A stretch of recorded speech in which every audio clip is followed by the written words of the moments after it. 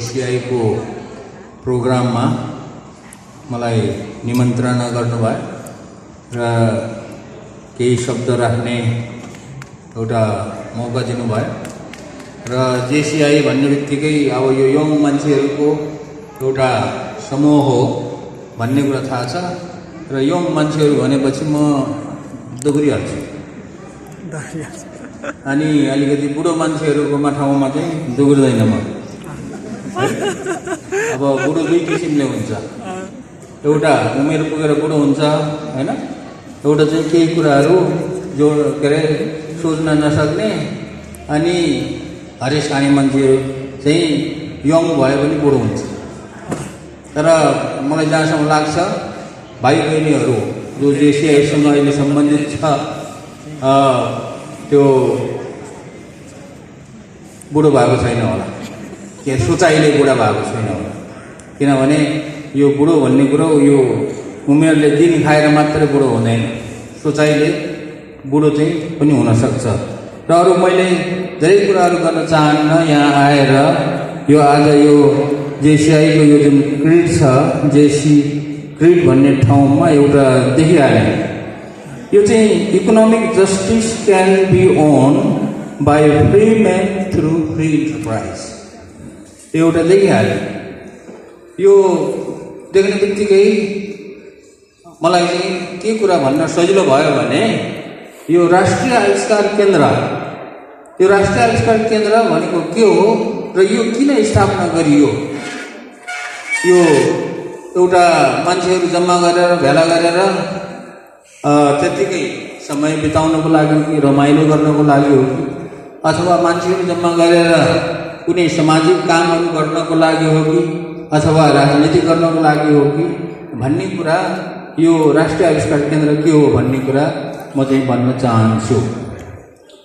अब यो इकोनोमिक यो जुन छ अहिले मैले भर्खरै भने यो इकोनोमिक जस्टिस, यो खास गरी राष्ट्रिय आविष्कार केन्द्र यो इकोनोमिक जस्टिस हुनुपर्छ, यसको मुख्य मूल मन्त्र नै यही हो। इकोनोमिक जस्टिस हुनुपर्छ भनेको सबैले केही कुराहरू गरेर पैसा कमाउने अथवा यो आफ्नो जिन्दगी जीवन पाल्नको लागि, बाँचुन्जेल जीवन पाल्नको लागि त्यस्तो मौका पाउनुपर्छ, त्यो जस्टिस हुनु पर्यो। यो जस्टिस भन्ने कुरो यो संविधानले दिएको अथवा कानुनले दिएको जस्टिस जस्तो अथवा हामी भन्छौँ मौलिक अधिकारले दिएको जस्टिस जस्तो को कुरो होइन। इकोनोमिक जस्टिस हुनको लागि यहाँ भनेको छ कि own by free man through free enterprises. Main त फ्री छौँ हामी, अहिले हामीलाई संविधानले स्वतन्त्रता दिएको छ, हामी फ्री छौँ होइन, हामी कसैको स्लेभ होइनौँ। तर यदि हामीले इकोनोमिक जस्टिस गेन गर्ने हो भने जस्ट त्यो मौलिक अधिकारमा लेखेको यो फ्री जुन फ्रिडम छ अथवा हामी जुन स्वतन्त्र छौँ त्यतिको स्वतन्त्रताले मात्र पुग्दैन। त्यसकारणले मैले भन्न खोजेको के हो भने यो कुनै पनि देशमा just political freedom is not enough. राजनीतिक स्वतन्त्रता छ, जे मनलाई गर्न पाइन्छ, जहाँ जान मनलाई पाइन्छ, जे गर्न मनलाई पाइन्छ, तर that is not going to guarantee the economic justice. यो कुरा चाहिँ हामीले ख्याल राख्नुपर्छ। यो किनभने अहिले हाम्रो नेपालमा अथवा जहाँ पनि कसैले यो खास गरी गरिब मुलुकहरूमा कसैले केही गर्न चाह्यो भने अघि कसैले केही गर्न चाह्यो, केही बन्न चाह्यो, एन्टरप्रेन्योर बन्न चाह्यो भनेदेखि त्यसको लागि एन्टरप्रेन्योर बन्न त सक्छ, कसैले रोक्न त सक्दैन। तर त्यहाँ जस्टिस के छैन भने उनीहरूलाई केही गर्न चाहने मान्छेहरूलाई एउटा सपोर्ट सिस्टम, एउटा प्लेटफर्म, एउटा वातावरण भन्ने चाहिँ छैन। अब त्यो प्लेटफर्म छैन, सपोर्ट सिस्टम छैन, वातावरण छैन भनेदेखि what is the use of the political freedom? Free man मात्रै भइयो, तर फ्री म्यान मात्र भएर के गर्ने? अहिले नेपालमा भएको के हो?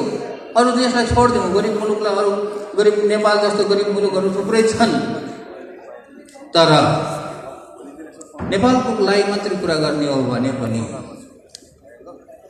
म चाहिँ केही गरेर उद्यमी बनेर अनि म चाहिँ इकोनोमिकल्ली म चाहिँ फ्री हुन चाहन्छु, मलाई फ्रिडम चाहिन्छ भन्यो भने वेयर इज द्याट प्लेटफर्म? कहाँ छ? कसै हाम्रो भाइ बहिनीहरू मध्येमा कसैलाई केही नयाँ आइडिया आयो, you got some interesting ideas, very useful ideas, where you go and test your ideas? कहाँ जाने? कसैले सक्ला, घरमै बसेर पनि गर्न सक्ला, तर आइडिया भन्ने चिजलाई त्यसले काम गर्छ कि गर्दैन? फर द इकोनोमिक प्रोस्पेरिटी, मैले भनेको आइडिया इकोनोमिक प्रोस्पेरिटीको लागि हो। इकोनोमिक प्रोस्पेरिटी हुनको लागि कुनै चिजको इनोभेसन गर्नु पर्यो, कुनै चिजको इनोभेसन गरेर त्यसलाई चाहिँ कमर्सियलाइज गरेर एन्टरप्रेन्योर बन्नु पर्यो, अनि मात्र इकोनोमिक जस्टिस भन्ने आउँछ। अब त्यो गर्नु पर्यो, त्यस्तो आइडिया आयो, राम्रो आइडिया आयो भने कहाँ जाने? There was no platform. अथवा पहिलेका प्लेटफर्महरूमा पनि त्यो के हो भने नाम मात्रको प्लेटफर्महरू थियो, त्यस्तो क्रिएट गरिएको थियो। यही कुरालाई देखेर मैले नेपालमा अहिले एउटा सामाजिक सोसियल वर्क गर्न थालेको अहिले 29 वर्ष भयो, तर आजभन्दा झन्डै 6-7 वर्ष अगाडिदेखि मलाई यो कुरा दिमागमा खेलिरह्यो कि कसैले केही गर्नु चाह्यो र इन्टरप्रेन्योर बन्न चाह्यो भनेदेखि उनीहरूलाई काम गर्ने एउटा प्लेटफर्म चाहिँदो रहेछ, र त्यो प्लेटफर्ममा उनीहरू आएर फ्रीली आफूले चाहिँ के गर्न चाहन्छ, मन लागेको छ त्यो गर्ने वातावरण चाहिनु पर्ने रहेछ, वातावरण चाहिने रहेछ, अनि मात्र उनीहरूले केही गर्न सक्ने रहेछ। वातावरण भएन भने के हुन्छ? आइडिया आउँछ, राम्रो राम्रो चिजहरू गर्नु मन लाग्छ, तर के गर्ने? कहाँ जाने? घरबाट ल मानु त्यही केही काम गर्नुको लागि त 10-20 हजार रुपियाँ, 40-50 हजार रुपियाँ, 4 लाख रुपियाँ चाहियो, घरबाट दिँदैन।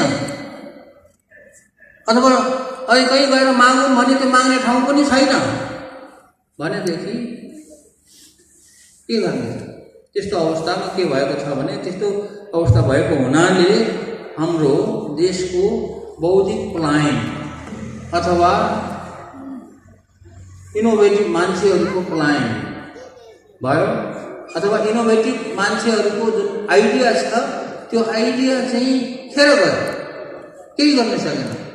त्यही भएर राष्ट्रिय आविष्कार केन्द्रले के गरिरहेको छ भने, कसैलाई नयाँ इनोभेटिभ आइडिया आयो भने उसले चाहिँ र त्यो इनोभेटिभ आइडिया चाहिँ लाई इनोभेसन गरेर, रिसर्च गरेर त्यसबाट चाहिँ कुनै प्रोटोटाइप डेभलप गर्न चाह्यो भने त्यो प्रोटोटाइप डेभलप गर्नको लागि चाहिने सम्पूर्ण खर्च जे जति लाग्छ दिन्छ। त्यसको लागि चाहिने मेटेरियल चाहियो, काम गर्ने चाहिँ औजार टुल्सहरू चाहियो, ठाउँ चाहियो, अनि उसलाई चाहिँ मेन्टर चाहियो। त्यतिले मात्र भएन भने उसलाई चाहिँ यसो हिँडुल गर्न पकेट खर्च पनि चाहियो। आजभोलिको जमानामा बिना पैसा त हिँड्न सकिँदैन। 1 मिनट कसैलाई मोबाइलमा कल गर्यो भने 1 रुपियाँ त गइहाल्यो। अब यस्तो किसिमको वातावरण चाहिँ राष्ट्रिय आविष्कार केन्द्रले क्रिएट गरेको छ, र त्यो क्रिएट गरेर चाहिँ के गरेको छ भने उनीहरूलाई केही गर्न हौसला दिएको छ। गर्ने हो, हामीले भनिराखेकै यही छ, आइडिया ल्याउनुहोस्, राम्रो राम्रो आइडिया ल्याउनुहोस्, त्यो आइडियालाई चाहिँ अनुसन्धान गरेर रिसर्च एन्ड डेभलपमेन्ट गरेर प्रोटोटाइप बनाउनुहोस्। प्रोटोटाइपले काम गर्यो भने त्यसपछि त्यसलाई फेरि प्रोडक्ट डेभलपमेन्ट गर्नुहोस्। प्रोडक्ट डेभलप पनि राम्रो प्रोडक्टको डेभलप भयो भनेदेखि त्यसको लागि इन्टेलेक्चुअल प्रपर्टी राइट लिनुहोस्। अनि इन्टेलेक्चुअल प्रपर्टी राइट लिइसकेपछि त्यसलाई चाहिँ हामी इन्भेस्टरहरू खोजेर इन्भेस्टरसँग जोडिदिन्छौँ र तपाईँहरू उद्यमी बन्नुहोस्। अनि that's how you get economic justice. Otherwise यो सबै कुराहरू भाषण जस्तो हुन्छ। र त्यसको लागि युवाहरूलाई, जेसिआईसँग सम्बन्धित युवाहरू, जोसुकै सम्बन्धित युवाहरूलाई हामी के भनेको छ भने आउनुहोस्, आइडिया ल्याउनुहोस्। राम्रो आइडिया, चाहे त्यो सानो होस् चाहे ठुलो होस्, र त्यो आइडियाको चाहिँ पोटेन्सियल सम्भावना भोलि गएर त्यसले चाहिँ उद्यमी बन्ने सम्भावना होस्। त्यसको लागि चाहिने रिसर्च एन्ड डेभलपमेन्टको लागि, प्रोडक्ट डेभलपमेन्टको लागि र इन्टेलेक्चुअल प्रपर्टी राइट लिनको लागि आफ्नो जे जति सहयोग चाहिन्छ पैसाको जिम्मा राष्ट्रिय आविष्कार केन्द्र भयो भनेर ठोकेर भनेको छ। अब रह्यो पैसा कहाँबाट आउँछ? कहीँ लुकाएर पो राखेको छ कि होइन? कोही चाहिँ कुनै गोप्य स्रोत पो छ कि होइन? पैसा कहाँबाट आउँछ? पैसा जनताबाट आउँछ। अहिलेसम्म राष्ट्रिय आविष्कार केन्द्रमा जे जति सहयोग आएको छ, हामी कोही एनजिओ, आइएनजिओ, कुनै संस्था, कहीँ इन्डस्ट्री कसैलाई हामी माग्न जाँदैनौँ, मागेको पनि छैन। जसलाई इच्छा लाग्छ उसले चाहिँ राष्ट्रिय आविष्कार केन्द्रमा आएर दान गर्छ अथवा हाम्रो ब्याङ्कको एकाउन्टमा आएर दान गर्छ। हामीले त्यही पैसालाई प्रयोग गरेर एकदमै पाइ त्यो पैसालाई प्रयोग गरेर अहिले राष्ट्रिय आविष्कार केन्द्रमा काम गर्ने भाइ बहिनीहरूलाई चाहिँ अहिले त भर्खर सिक्दैछन्, काम गर्दैछन्, केही चिजहरू बनाउँदैछन्, बन्ला जस्तो पनि भइरहेको छ। के बन्ला जस्तो भइरहेको छ भन्ने हेर्न चाह्यो भने आउनुहोस्। तपाईँहरूलाई यो 24 घन्टा खुला हुन्छ, यहाँ कहिल्यै बिदा हुँदैन। राति आए पनि हुन्छ टुर गर्नलाई, हो कि होइन भनेर चेक गर्नु पर्यो भने राति आए पनि हुन्छ, राति पनि यो खुला हुन्छ, दिउँसो पनि खुला हुन्छ। शनिबार, बिहिबार, चाड, पर्व केही लाग्दैन। आउनुहोस्, काम गर्नुहोस् अथवा हेर्नुहोस्। र ठेगाना चाहिँ कीर्तिपुरमा त्रिभुवन विश्वविद्यालयभित्र राष्ट्रिय आविष्कार केन्द्र छ। यसरी चाहिँ हामीले यो जनताको आविष्कार केन्द्र हो, नाम चाहिँ राष्ट्रिय आविष्कार केन्द्र राखियो सुरुमा संस्था दर्ता गर्दाखेरि होइन। अब तर यो जनताको आविष्कार केन्द्र हो, जनता भनेको राष्ट्रको हो, त्यहाँ राष्ट्रिय आविष्कार केन्द्र ठिक छ। त्यस किसिमले यो हो। यही कुरा चाहिँ भन्नको लागि तपाईँहरूलाई मैले अनुरोध गरेको र यही सुनाउन यहाँ आएको हो। म चाहिँ अलिकति बिजी पनि छु, तर म अब यो मेरो आफ्नो 2 शब्द टुङ्ग्याएर, 2 शब्द त होइन धेरै शब्द भयो है, टुङ्ग्याएर चाहिँ म चाहिँ हिँडिहाल्छु र फेरि पनि तपाईँहरूलाई धन्यवाद दिन चाहन्छु। र के म चाहिँ तपाईँलाई इन्करेज गर्न चाहन्छु भने राष्ट्रिय आविष्कार केन्द्र भनेको के हो भन्ने कुरा कमसेकम बुझिदिनुहोस् र बुझेर आफ्नो छरछिमेकीलाई चाहिँ भनिदिनुहोस्, इष्टमित्रलाई भनिदिनुहोस्। तपाईँहरूकै आफ्नै साथीभाइ अथवा छोराछोरी कोही छ जो चाहिँ अलिकति इनोभेटिभ आइडिया भएको छ भने ल्याउनुहोस्। थुप्रैले आफ्नो छोराछोरीहरूलाई ल्याउँछन्, शनिबार ल्याउँछन्, छुट्टीको दिनमा ल्याउँछन्, त्यहाँ घुमाउँछन्। अथवा कतिले के आएर त्यहाँ आएर काम गर्नुहोस्, किनभने यो 24 घन्टा खुला हुन्छ, छुट्टी भन्ने हुँदैन। अनि त्यहाँ काम गर्नुको लागि राम्रो आइडिया भयो भने जे चाहिन्छ त्यो पैसाको चाहिँ त्यहाँ यति दिने उति दिने भन्ने हुँदैन। कसैलाई 1 लाख चाहिन्छ भने 1 लाख, 2 लाख, 3 लाख, 4, 5, 6 लाख, 10 लाख, 12, 15 लाख, 20 लाखसम्म दिएको छ अहिले है। अब भनेकै यही छ कि करोड चाहिँ अहिले दिन सक्दैन, लाखले दुःख पाउँदैन, लाखले खाँचो अड्किँदैन क्या। तर आइडिया हुनु पर्यो, आइडिया मात्र होइन, काम गर्नु पर्यो, हात चल्नु पर्यो, मुख मात्र चलेर भएन। त्यस्तो किसिमको राष्ट्रिय आविष्कार केन्द्र खोलिएको छ। हेर्दै जाउँ तपाईँहरूको सहयोगले, र तपाईँहरू यो पैसाले मात्र हुने कुरा होइन, यसलाई चाहिँ आइडिया भएको मान्छे चाहियो। आइडिया भएको मान्छे पनि ल्याउनुहोस् अनि काम पनि गर्नुहोस् भन्दै यो तपाईँहरूको जुन यहाँ यो क्रेडिटमा लेखेको जो इकोनोमिक जस्टिस भन्ने कुरा छ, यो इकोनोमिक जस्टिस नेपाली जनताहरूलाई दिलाउँ। किनभने नेपाली जनताले धेरै दुःख पायो। अब भन्नु होला कहाँ पाएको दुःख नेपाली जनताले? अब अहिले मोटामोटी हिसाब गर्ने भने 50-60 लाख नेपालीहरू बाहिर छ। बाहिर त्यो टुर गर्न गएको त होइन, टुरिस्ट बन्न गएको त होइन, त्यो दुःख पाउन गएको हो। यो कुरा चाहिँ इकोनोमिक जस्टिसको लागि it is very important to establish and run innovation centre like राष्ट्रिय आविष्कार केन्द्र। राष्ट्रिय आविष्कार केन्द्र नै गर्नुपर्छ भन्ने छैन। एउटा राष्ट्रिय आविष्कार केन्द्रले देशको समस्या समाधान गर्दैन। यस्तो धेरै राष्ट्रिय आविष्कार केन्द्रहरू तपाईँहरूले पनि खोल्नुहोस्। यो अहिले भर्खर बुढा नीलकण्ठको कुरा सुने। बुढा नीलकण्ठ स्कुलले पनि त्यहाँ त्यस्तै किसिमको एउटा केन्द्र खोल्न लागिरहेको छ। मलाई त्यहाँ बोलाएको थियो र त्यहाँ मैले कुराकानी पनि गरेको छु र मैले के भनेको छु भने त्यो जुन केन्द्र त्यहाँ खोलिन्छ त्यहाँको विद्यार्थीले मात्र होइन कि त्यहाँको कम्युनिटीले पनि त्यहाँ आएर काम गर्न सक्छ।